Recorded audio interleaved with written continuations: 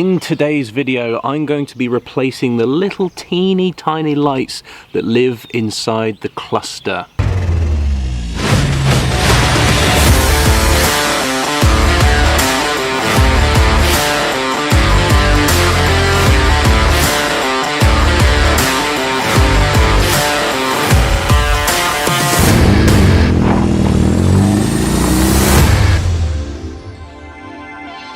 Hello everybody and welcome back to the Monster Caddy YouTube channel. Now, like I said, you may have seen in the previous episode on here that my reverse light wasn't working. It started to get to me and I fixed it with the help of you guys on Instagram and the Facebook pages, so thank you for that. Now, like I said, in today's video I'm going to be taking out the cluster and replacing the bulbs because they've just had it and it's time to replace them, and we're going to dive into that. Got my trusty toolbox, even though this might be a bit overkill because all I need is probably a screwdriver. Let's get cracking. Start the day off right. This is not sponsored, but it is just so fitting for the channel. So yes, today we're going to be putting these in. These are LEDs. These go at the top here in the cluster, which I'll show you in a second. So I just wanted to thank my friend Sam Crossley. Some of you might know him as Bowl of Soup or Bowl of Sup, depending on how much of the story you know. He's here in the UK and we've had him on the podcast before, and he's just a great guy. He sent me a bloody breaker bar. So on the YouTube channel, you've probably seen me using a socket set and like a bar to take my wheels off and put them back on. And he saw them and he was like, dude, what's your address? I'm sending you something. It's gonna help you out. And I was like, okay, now I'm intrigued. And he sent me a breaker bar. It's just so generous, but hey. He sent me the link to these LEDs that we're going to put in today. I'll leave them in the description below if you guys want to check them out, if you need them for your own caddy, your Mark 1. They're LEDs and they're about £2.45 each. The whole reason why I'm changing the bulbs out today is because mine are really dim. So the one on the speedo side is just really dim. And the other side on the clock is fine, but it's like, it's just so annoying, especially when you're driving at night and it's like, you're like, come on! I need to know how fast I'm going. The other thing as well is, as you would have seen on the previous videos, I've put in the sound deadening and insulation and stuff. So I've had the dashboard out and back in again. And whilst putting it back in, for some reason, the lights in the cluster aren't turning on anymore anyway. So it's not like I can even do a comparison. But I can put up an image now to kind of show you what it has been like driving this caddy at night, where the speedo side is just really dim. So that's like a Photoshop version, but hey, let's just get on with it, okay? If you are new to the YouTube channel, you don't know who I am, you don't know what the podcast is all about, I'm basically new to all of this. I'm restoring this 1985 Volkswagen Caddy, and this YouTube series is basically me documenting. It's a place where I can document all of the things that I'm changing and just renewing this whole truck. I want to bring it back to life, you know? So if you are new, I do advise you go and check out all the other videos I've got, and also have a look at the podcast. If you've got a Mark 1, a Volkswagen Mark 1, whether it's a Volkswagen Caddy, a Golf, Cabriolet, or a pickup truck, if it's a Caddy, a Rabbit, have a look at the podcast. I'll put links in the description below again, and you can see what we're all about here. I'm very new to all this, I should say. So I'm doing all this stuff for the first time. Some of this stuff, like what I'm about to do today, it's like trial and error. And I'm sure a lot of you have sort of had that same experience where it's like, you're doing all this stuff for the first time. Because sometimes there's not enough videos out there on YouTube of people showing you how this stuff works. And that was another reason why I've started this YouTube channel, is to perhaps one day someone in my shoes will be like, oh, I need to know how to sort this out on a Volkswagen Caddy, and then hopefully they'll see my video, because at the moment there just isn't that many, and if there are, they are hiding. And over this side we've got this plug and this plug right here. Should come out now. Now, I did mention this on the video where I ripped out all the interior, and as you can see here, the previous owner strikes again. The previous owner had put these giant, huge clocks in, and they shoved them in, and they obviously cut out these ridges so that they could fit their clocks.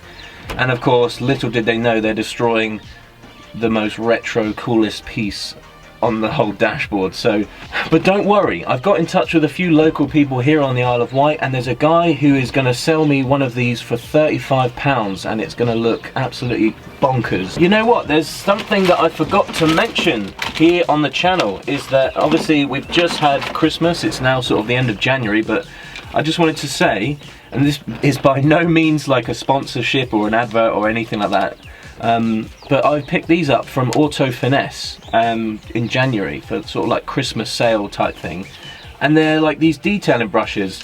You know, they can get to all like the nooks and crannies and stuff to help just get to the places that you can't. We've used it on my girlfriend's car before, and they're just great. And they also sent in a bunch of like air fresheners as well, which I fucking love. They're so retro looking, and I think they ship worldwide and stuff, but I just thought I'd mention, like, I've got these and I haven't actually used them on the Caddy yet, so when the day comes where I get to detail this Caddy, I'm gonna be like getting all my fucking tools out and just going, look at this, do you know what I mean? So I can't wait for that day. Now we use a screwdriver. We've got a screw here and a screw on the other side of the cluster holding it in, so there we go. The other thing as well is that when you are taking out bits of the dash, and you've got to go through this palaver of taking other pieces off as well, make sure that when you put it all back, you're putting it back how you found it, like everything plugged back in, because there's nothing worse than putting everything back and then you go out to drive your car and you find out that the speedo isn't working, so then you've got to rip all this out again and you've got to make sure that speedo cable is in. So yeah, just make sure that when you put things back, they're all plugged in as they should be. Okay, so what we want to do is take out that speedo cable. There we go. So now this should come out, and there should be a plug here. Yep, make sure we take that out. There we go. You want to make sure that plug is out, and then ta-da! So yeah, the bulbs are actually right here, look, on the top. So underneath this little plate here is where the light will be shining down, and they're just literally right there. And I wonder the last time they were replaced. They're probably the same ones from factory, who knows. Also, someone online said there should be like a bulb here, but it doesn't look like it, it's just a back plate. I don't know, does that look in good condition to you? Any of the experts and professionals watching this, does that look like it's in good nick? Does that look okay? Because I don't know what the fuck I'm looking for. To get these bulbs out, you need to twist them 90 degrees either left or right, and they should come free. Here goes nothing.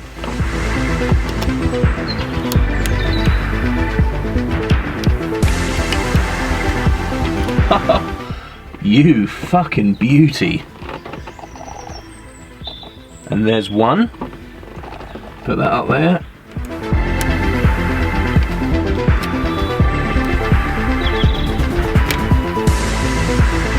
The other. Hell yeah. And there we go. Ready for the new ones. Okay, I didn't film it, but I got one in. So basically what I was doing is I just put them straight in like that. Rather than do the twist thing again, it's easier to get these in by putting them in like sideways, because look, you can see they're not going in, look.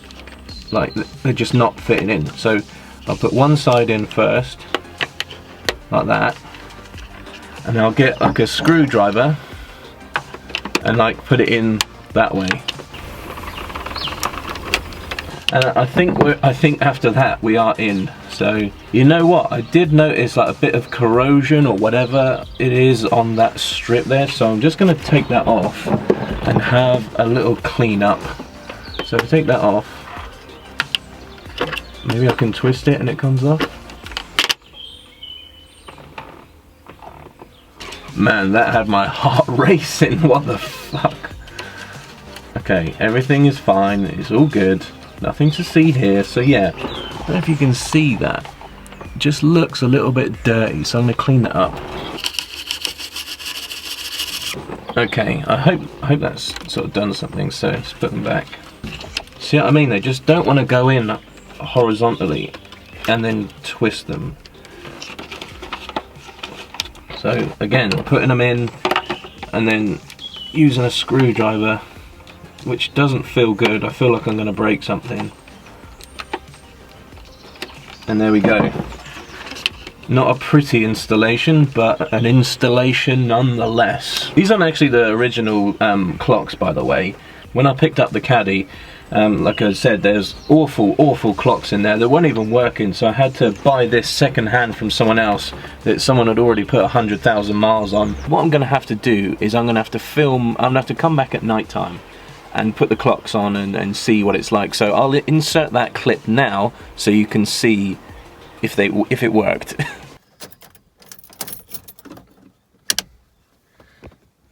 Not bad, not bad, but the dimmer switch doesn't really, you can kind of make out, but it's not really doing anything.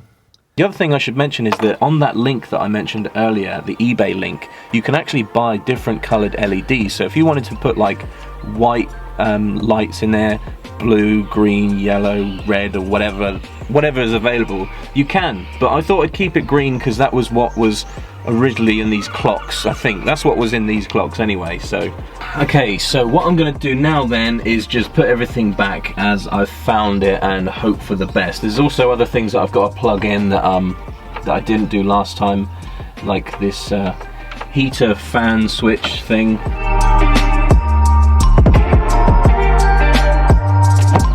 There was also something I wanted to talk about as well today, is that obviously I host a podcast dedicated to Volkswagen Caddies, Volkswagen Mark 1s and Volkswagen Rabbit pickup trucks, and I've had the opportunity to talk to some amazing people all over the world. And what I've noticed recently is that I'll be talking to one person and we'll be either talking on the podcast or DMing back and forth. And what I've noticed is that someone will be telling me about someone else, that like saying, oh, you should go and check out this person and talk to this person and have a look at this guy's truck. And I'll be like, oh yeah, okay, tell me a bit more. So they tell me a bit more about the person, and like what I realise is that they're describing someone that I already know and talk to on a daily basis. So either the community here, the Volkswagen community, is smaller than what I thought, or it's just I'm reaching out to so many different people now that it's like, I don't know, like everybody gets along, which is amazing, and everybody helps each other out in this community. And I can't get this screw in for fucking shit. I'm definitely screwing in the right hole. What the fuck's going on here? But yeah, like I was saying, it's just, it's mad. Like literally last night, me and Aaron did a podcast and we had Harrison Evans on. Don't know if you guys know him. Check his Instagram. We did a podcast interviewing him, and anyway, afterwards Aaron was like, oh, there's another guy, check out this video I found on YouTube. So he sends me the link, and I'm looking at this 1980 Rabbit, I think it was a two-door, and I was like, that's so weird, because that's Eddie Davis's car. I've been chatting to him for the past like 2 weeks now, and it's like all of these sort of like people, I think all of us are sort of talking to all the same people, but we just don't know it yet, and we don't know who knows who. But I think collectively it's like a spider's web almost. It's like we all know each other, we're all helping each other out, whether it's US, UK, Europe. Amazing. It's such a great community. So if you do have a chance to be part of a community, the Volkswagen Mark 1 community is just awesome. So I can't wait to go and pick up the new one of these. I've asked the guy to keep it by for me, but for right now, I'm just going to have to stick this one back in for now and just wait until I can get it.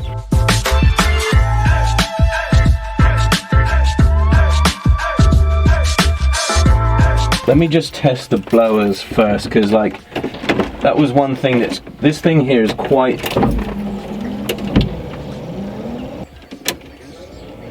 One, 2, 3.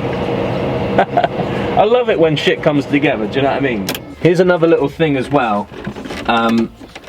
Behind these little plates here, you see that? Behind here, you should have at the bottom there, like a hole there to screw into the actual dash itself. So there's one there, and I believe on the other side here, look, you see behind this cover, look, there's actually a screw there, but because the previous owners fucked this up royally, obviously it's all broken away and stuff, and it's been too tight, etc. So they've obviously broken that. So when I put the new dash surround in, the cluster surround, whatever you want to call this thing, I will obviously be putting in the screw there. And on that side, I don't know if you can see, there's a hole just there. There it is.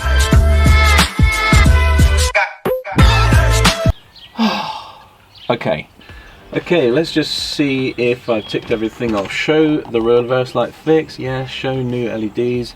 Take cluster out, yeah. Show comparison of the bulbs versus the LEDs, yep.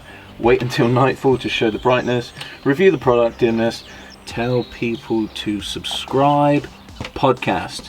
So yeah, like I mentioned before, I'm a host of a Volkswagen MK1 CADDY and Rabbit pickup specific podcast, and we talk about everything to do with Volkswagen Mk1s, Golfs, Rabbits, pickups, Caddies, Caddy Sport, sport trucks, all the Mk1 era stuff. And I've had some amazing guests on from the US, UK, Europe. It's going really, really well. I upload a new podcast episode every Thursday, and I will leave links to the podcast below. Subscribe to that, it makes absolute sense. The podcast is a place where other Mk1 owners can come onto the show and tell their story of how they got their vehicle and the story of why they got into it in the first place and troubles they've had along the way. So it's just all about bringing people together and having people tell their story. That's the main thing.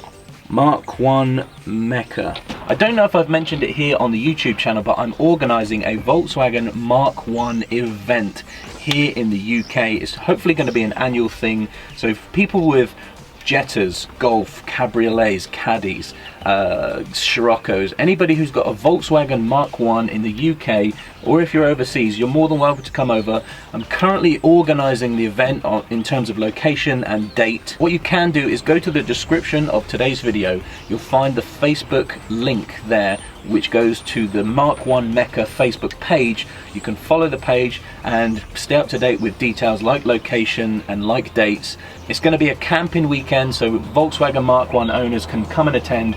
I was heavily inspired by Mk1 Madness, so I want to have something that we can look forward to over here in the UK, similar to Madness, because not everyone can go over to the US and go to Madness. So I want to have something, an event over here specific to the Volkswagen Mk1s that other people can go to and enjoy themselves, let their hair down, get to know each other, and actually meet these people in person that we've been talking back and forth on Instagram. So that's in the works. I'm hopefully going to have it as like a summer show, a camp out. Go to the Facebook page. Again, makes absolute sense. But yeah, other than that, thanks for watching the video, and I'll see you guys in the next one. Don't do that, that's just, no.